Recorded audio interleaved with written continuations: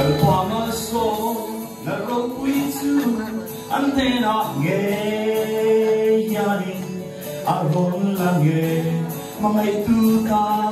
nó buat say chú lùng thu đa răng in tông tư răng in lem buat sa cái gì cần suy thiam lâu cần suy thiam lâu ó lâu quê hey này này hi chặt tua na thang lam lâu tu hi tu na tang hiam Patianin mal som serose Mangai na tay petong aylo Van mangai na ngeka Ane na kian Sa tuanin lo Vuleng rose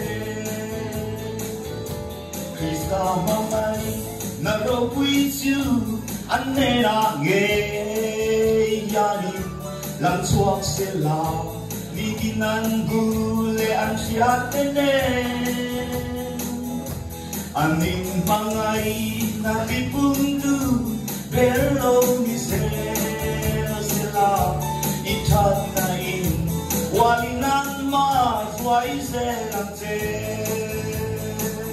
Hey ngay na hi Sa tuwa na tanglang lutuin Tunatang hiyang Patianin mal som serose Mangai na tay petong aylo Van mangai na ngeka Ane na kiyan Katuanin lo Uleng rose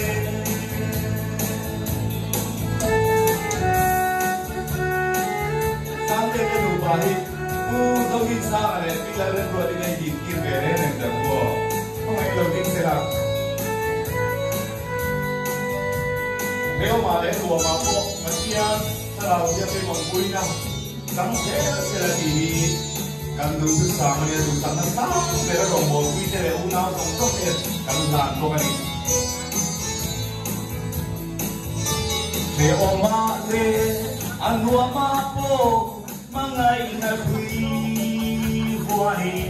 kung ay sunga, kung ay letson na nunay tila Manamal tuan so'y leng dunin Ifan masong na chu Nay thay dunin Tharaw tiang lin Huay selang ten Heng nay na hi Sa tuan na tang lang lo dunin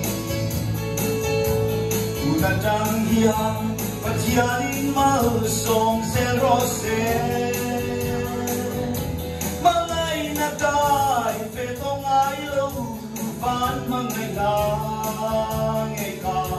Ane atyan Sa tuanin lo Uleng rose